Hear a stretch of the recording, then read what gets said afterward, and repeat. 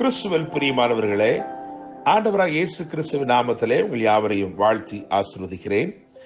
இந்த நாளுக்கு என்று தேவன் நமக்கு அருளி இருக்கும் ஜீவ வார்த்தை ஆதியாகமத்தின் புஸ்தகம் 26ஆம் அதிகாரம் 22ஆம் வசனம்.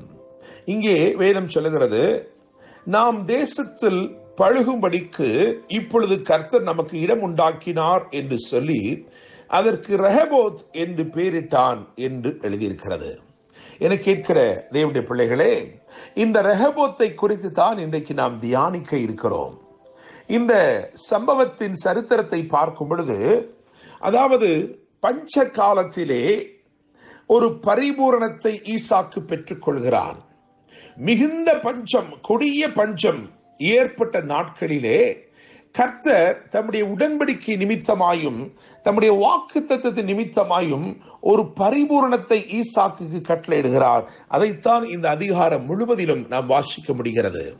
என கேட்கிற தேவனுடைய பிள்ளைகளே, நம்முடைய தேவன் உடன்படிக்கை காக்கும் உண்மையுள்ள தேவனாயிருக்கிறார். அவருடைய வார்த்தைகளில் ஒன்றும் தரையிலும் விழாது, அதில் ஒன்றும் தவறியும் போகாது. ஆபிரகாமுக்கு என்ன வாக்கு பண்ணினாரோ, ஆபிரகாமோடு என்ன உடன்படிக்கை செய்தாரோ, அதை அவனுடைய பின் சந்ததியாருடைய வாழ்க்கையிலே அப்படியே நிறைவேற்றி வந்தார். அதற்கு ஒரு நல்ல உதாரணம் தான் ஈசாக்கின் வாழ்க்கையிலும் கர்த்தருடைய வாக்கு நிறைவேறின இந்த சம்பவம். என கேட்கிற தேவனுடைய பிள்ளைகளே, கர்த்தர் அவனுக்கு ஒரு சம்பூர்ணமான, ஒரு பரிபூர்ணமான விளைச்சலை அருளினபடினால் 12ஆம் வசனம் இப்படியாய் சொல்லுகிறது, ஈசாக்கு அந்த தேசத்தில் விதை விதைத்தான், கர்த்தர் அவனை ஆசீர்வதித்ததினால் அந்த வருஷத்தில் 100 மடங்கு பலன் அடைந்தான் என்று எழுதியிருக்கிறது. என கேட்கிற தேவனுடைய பிள்ளைகளே, அந்த ஆசீர்வாதம் எப்படிப்பட்டதாக இருந்ததென்றால் 13ஆம் வசனத்திலே, அவன் ஐஸ்வர்யவானாகி வர வர விருத்தி அடைந்து மகா பெரியவனானான் என்று எழுதியிருக்கிறது.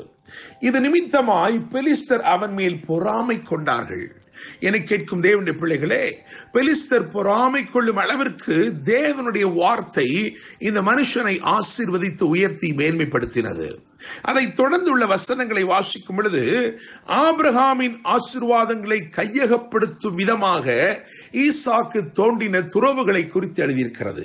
காரணம், அந்த நாட்களிலே எங்கே கிணறுகள் இருந்ததோ அந்த கிணறுகள் எல்லாம் அதாவது அந்த நிலப்பரப்புக்கு ஒரு அடையாளமாய் இது யாருக்கு உரியது என்று வெளிச்சம் போட்டு காட்டும் ஒரு பத்திரம் போல காணப்பட்டது. அவர்கள் காகிதங்களிலே எதையும் எழுதி வைக்கவில்லை, அதற்கு பதிலாக கிணறுகளிலே எழுதி வைத்திருந்தார்கள். இந்த நிலம் இன்னாருக்கு சொந்தமானது என்று விவரிக்கும்படிக்கு அதற்காகவே துறவை தோண்டி அந்த துறவின் பாறைகளிலே எழுதி வைத்தார்கள். என கேட்கிற தேவனுடைய பிள்ளைகளே, அப்படியாக சத்துருக்கள் எல்லா துறவுகளையும் மண் போட்டு தூர்த்து விட்டார்கள். இப்பொழுது ஈசாக்கு என்ன செய்ய போகிறான் என்றால், ஆபிரகாமின் ஆசீர்வாத துறவுகளை, ஆபிரகாமின் ஆசீர்வாதங்களை கையகப்படுத்தும்படிக்கு அந்த துறவுகளை மறுபடியும் தோண்டுகிறான். எனவே அவன் மறுபடியும் துறவுகளை எதற்காக தோண்டினான் என்று சொன்னால், ஆபிரகாமின் ஆசீர்வாதங்களை சுதந்திரிக்கும்படிக்கு. அப்படியாக அவன் தோண்டின 3வது துறவுதான் ரெஹபோத் என்று பார்க்கிறோம். ஏசேக்கு சித்தினா, அதை தொடர்ந்து அவன் ரெஹபோத் என்ற ஒன்றை அவன் ஏற்படுத்துகிறான். இந்த ரெஹபோத்துக்கு முன், ரெஹபோத்துக்கு பின் என்று நம்மால் பார்க்க முடிகிறது. ரெஹபோத்துக்கு முன்பதாக நீங்கள் பார்க்கும் பொழுது ஈசாக்கை இந்த பெலிஸ்தர் பகைத்தார்கள் என்று எழுதியிருக்கிறது. ஆனால் ரெஹபோத்துக்கு பின்பு ஈசாக்குக்கு பெலிஸ்தர்கள் பயந்தார்கள். என்னை கேட்கும் தேவனுடைய பிள்ளைகளே, ஒரு பெரிய வித்தியாசத்தை ஏற்படுத்தும் ஒரு துறவாக இந்த ரெஹபோத் அமைந்தது. அதற்கு முன்னே, ரெஹபோத்துக்கு முன்னே ஈசாக்கு பகைக்கப்பட்டான். ரெஹபோத்துக்கு பின்னே ஈசாக்கை பயத்தோടെ பார்த்தார்கள்.